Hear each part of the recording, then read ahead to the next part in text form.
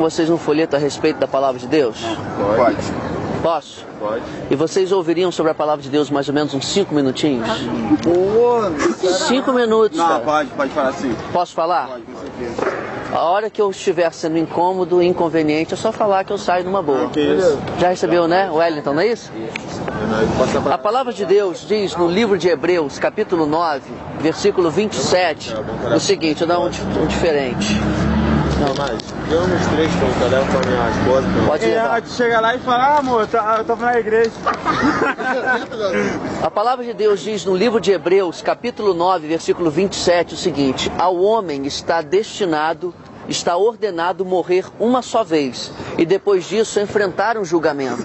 Significa que nós vamos estar diante de Deus para sermos julgados por Ele logo assim que morrermos. Nós não sabemos quando isso será. Vocês são muito jovens, eu espero que vocês vivam muito tempo mais, mas pode ser que a morte venha cedo demais, não sabemos. Então a pergunta: se por hipótese acontecesse uma tragédia e vocês morressem, estariam preparados para estar diante de Deus para serem julgados por Ele? Eu não sei, mas Sim. tinha que rolar uma palavra mais amigável, você de morrer, meu irmão. Pô, nós estamos saindo pra zoeira. Cara, tudo bem. Você vai morrer. Olha só, eu não estou aqui dando uma profecia, não estou aqui desejando que isso aconteça. Eu estou apenas querendo fazer vocês perceberem que isso é uma hipótese. Isso é uma hipótese, concordo que isso é uma hipótese? E às vezes nós não pensamos em coisas tão importantes como essa. E a pergunta: vocês estariam preparados? Não. Eu vou colocar a pergunta de uma outra maneira. Vocês se consideram pessoas boas? Eu me considero. Sim. Vocês parecem para mim pessoas boas, vocês não sabem quem eu sou e estão me permitindo falar com vocês. Isso é uma coisa de uma pessoa, no mínimo, uma pessoa educada. E que vocês parecem que são. Mas a pergunta é: será que segundo os padrões de Deus, vocês são pessoas boas? Não. Não. Não. Não. Não. Eu não. Sim ou não? Sim. Não, acho que não. Vou tentar ajudar vocês. Você, quantas vezes você já contou uma mentira? Todo dia. Desculpa, todo dia. Sim, uma pessoa que mente, ela é chamada de quê? Mentiroso. Você acha que mentiroso é uma das características de uma pessoa boa segundo os padrões de Deus? Não. Você, jovem, já desobedeceu seus pais alguma vez? Já. Você alguma vez já cobiçou a mulher do próximo? Já, pra nós. Já? Você alguma vez já furtou alguma coisa de alguém? Não. Eu não estou dizendo que ele pegou uma arma. Ih, mas ele pegou a arma mesmo. Espera só um minutinho, deixa eu continuar. Espera só um minutinho, por favor. Pegou a arma mesmo. Só, por favor. Só um minutinho. Imagine o seguinte. Olha só. Olha só, não estou dizendo que você pegou uma arma e você assaltou uma pessoa, não estou dizendo isso. Mas às vezes a gente se apropria de coisas do próximo de uma maneira que não é legítima. Vou dar um exemplo. Fruta no quintal do vizinho, já roubou? Eu já. Você fez isso escondido dele, imagino, porque você sabia que estava errado, concorda? Não é uma maneira de furtar? Não sabia que tá errado, não. Eu queria pegar direto. Sei. Não, ele mereceu, porque ele deixava a parada cair podre. Sim, mas olha só. Eu simplesmente fiz o trabalho. Então vou dar um outro exemplo para você. Você. Na sua casa, tem algum CD ou DVD pirata? Tem. Tem noção se é certo ou errado? Tem noção de se é certo ou errado? É errado. Entende? Olha só. Então, assim... Tá bom. Olha só, gente. Claro que é mais caro. Por exemplo, aquele carro ali, eu não sei quanto custa aquele carro, aquele Gol. Deve custar aí uns 20 mil, talvez. 15 mil, rapaz, tá maluco. Quanto? 15 mil. Se chegasse alguém aí falando assim: olha, eu estou vendendo esse carro por R$500. Sabe por que ele está tão barato assim? Porque eu acabei de roubá-lo ali em cima. Você compraria esse carro por R$500? Não. Você sabe que é roubado. Mas, exatamente. Então um CD que custa R$20 alguém vende por R$1, a gente sabe que foi de uma maneira ilegal. Então olha só, percebe o que eu estou fazendo aqui? Percebe? Eu estou apreciando a maneira educada com que vocês estão me ouvindo. Eu queria completar o raciocínio aqui. O que eu estou dizendo para vocês é que segundo os padrões de Deus, vocês já transgrediram vários mandamentos, concordam? Se Deus fosse julgar vocês baseado nas leis dele, você acha que Deus ia considerar vocês culpados ou inocentes? Culpado. Culpado. Você acha que Deus ia te mandar para o céu ou para o inferno hoje? Inferno. Não existe inferno, não. Não existe inferno? De onde você tirou isso? É um palpite? É um palpite? É uma especulação? Você não acha que é perigoso? Eu sei.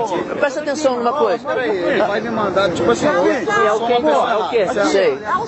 É o que então? ele vai me mandar direto. É o que é? Calma aí. Eu vou responder os dois. É o que a Bíblia diz, certo? É o que a Bíblia diz. A Bíblia diz que tem dois caminhos. Amigo, olha só. Independente de se você acreditar ou não, é o que a Bíblia diz. Eu respeito o que você crê, tá certo? Mas o que você crê, você tirou um palpite de algum lugar. Você não acha que é perigoso você apoiar a sua alma, a sua eternidade, só num palpite que você tem? A Bíblia diz que existe. Jesus Cristo foi um cara muito gentil, concorda? Um cara educado. E ele falou que haveria dois caminhos. Uns estariam à sua direita, vinde benditos de meu Pai, e outros à sua esquerda. Ele disse que ele falará: apartai-vos de mim, malditos, para o fogo eterno. Então, se Jesus, que era tão carinhoso, tão gentil, falou que o inferno existe, quem somos nós para duvidar? Então, a questão que eu quero dizer para vocês aqui... Chegou na parada maneira, hein? Concorda? Então, olha só. Mas a Bíblia diz que Deus nos amou tanto. Ele viu o nosso destino, ele viu que estávamos caminhando para a morte, mas ele nos amou muito e fez uma iniciativa, um ato de amor para que nós pudéssemos ser salvos. Já falei sobre isso com você, né, Wellington? Você sabe o que foi que Deus fez por você para que você pudesse ser salvo? Ele mandou o filho e Mandou o ele filho. morreu na cruz para salvar. Você entende o que ele fez? Imagine que você tenha cometido um crime e você merecesse uma prisão perpétua. Tá, mas peraí, olha só, alguém paga o preço no seu lugar. Sim, claro. Só. Era outra época. Sim. E era outra maneira de pensar. Naquela época, era época de impérios, certo? Certo. Se ele foi crucificado, não é simplesmente porque ele... É porque ele se dizia rei. E acima dele, no caso, tipo assim, naquela democracia, existia um outro rei. E por isso ele acabou sendo crucificado, entendeu? Ele se dizia rei e ele, tipo assim, tava acima do cara, pô, digamos que fosse o presidente. Sei, o imperador romano, entendi. Então o cara chegou e falou, pô, peraí, que parada é essa que o maluco fala que é rei aí? Tá. Não, ele era Olha o povo só. que dizia, né? Calma aí. O povo. Eu vou explicar isso aí. O povo só, tipo assim, porque na Páscoa, naquela época, você podia chegar e soltar um dos presos, não era isso? Apontaram Cristo ou Barrabás e escolheram soltar Barrabás e prenderam Cristo. Soltar Barrabás. Mesmo assim, se o povo estava tão ao lado dele, por que chegaram e falaram, não, então crucifica ele e solta o Barrabás? Porque foi o povo que mandou. Sim, então deixa eu te explicar uma coisa. O que você falou pra mim é inteligente, você tem razão. Se alguém se levantasse dizendo que era um rei, ameaçaria o império. O império. Beleza, mas o que acontece é o seguinte. O que aconteceu de fato? Essa foi a desculpa que os judeus invejosos de Jesus usaram para incriminá-lo. Exatamente. Mas o que Jesus fazia que incomodou tanto os religiosos daquela época? Jesus olhava para os religiosos e apontava o pecado deles. Os chamava de hipócritas, de sepulcros caiados, bonitos por fora, mas podres por dentro. Isso causou inveja, causou raiva. Então eles começaram a levar para a autoridade romana que Jesus se dizia rei dos judeus. Mas quando a autoridade romana perguntou para Jesus, você é rei? Jesus disse, o meu reino não é deste mundo. Jesus em nenhum momento disse que o reino dele iria competir com o Império Romano. Essa foi uma desculpa que os judeus deram para crucificar Cristo. Mas quando Pilatos, que era a autoridade romana, colocou Cristo diante do povo... Antes de chegar a Pilatos, Jesus foi levado ao templo dos judeus, certo? Sim. E ele foi condenado por blasfêmia. Exatamente, então você entende? Eles perguntaram a ele se ele realmente era...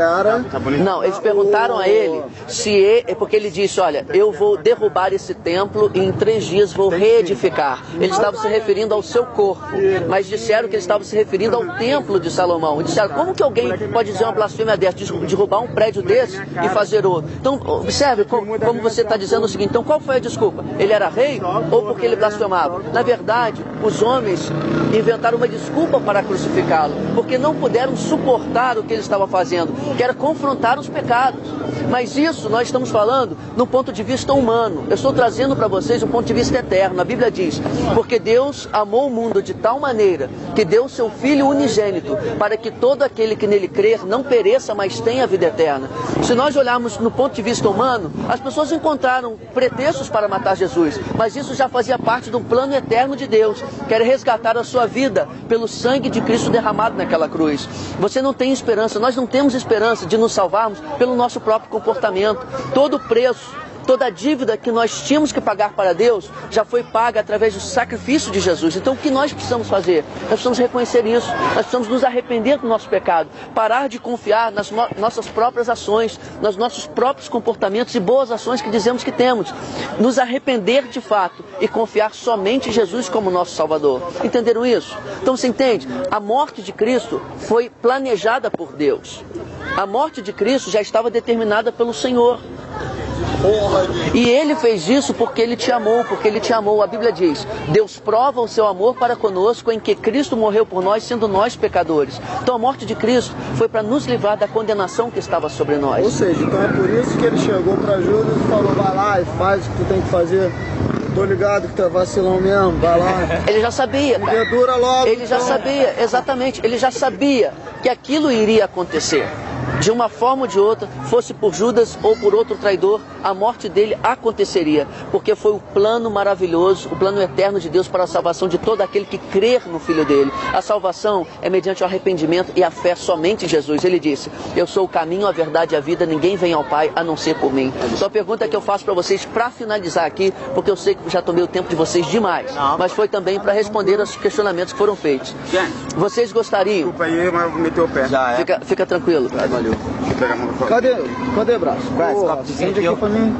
Da isqueira aqui. Isqueira aí? Não, tá de boa. É teu? Não, relaxa. Deixa eu... Alguma coisa aí, a conversa Não tem problema não. Eu te agradeço por ter escutado. O copo de vinho aqui, ó. é pra mim ver. Não, vai ficar pra pegar. Tá? A pergunta que eu faço para vocês. Vocês gostariam de agora... Valeu, braço. É bem. Eu estou dando uma oportunidade e Deus pode ter me enviado aqui para dar essa mensagem a vocês. Vocês gostariam de, nesse momento... Qualquer lugar, tá? Se quiser, Espera só um minuto. Vocês gostariam de, nesse momento, fazer uma oração a Deus, se arrependendo dos seus pecados e convidando Jesus para ser o Senhor e Salvador de suas vidas? Pô, brother, vou te ser sincero, eu não tô nessa pilha não. Não está nessa pilha não? Posso orar pela vida de vocês então, pelo menos? Claro. Se essa mensagem fez sentido para vocês, meditem. Vontade. É a nossa única esperança confiar em Jesus.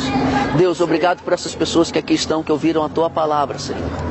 E eu te peço em nome de Jesus, que não seja pela minha palavra, porque eu também sou falho e fraco, mas pelo poder do Teu Espírito Santo, que eles possam entender e compreender o que foi falado aqui, e que no coração deles o Senhor possa plantar uma semente, para que eles venham um dia se arrepender e crer e confiar somente em Jesus como Senhor e Salvador de suas vidas. Eu te peço que o Senhor preserve a vida deles até que eles tenham esse momento, em nome de Jesus. Amém. Deus abençoe vocês. Beleza, valeu. Aprecio muito a atenção que vocês deram para a palavra de Deus, tá? Valeu, obrigadão. Muito obrigado. Falou. Fica com Deus.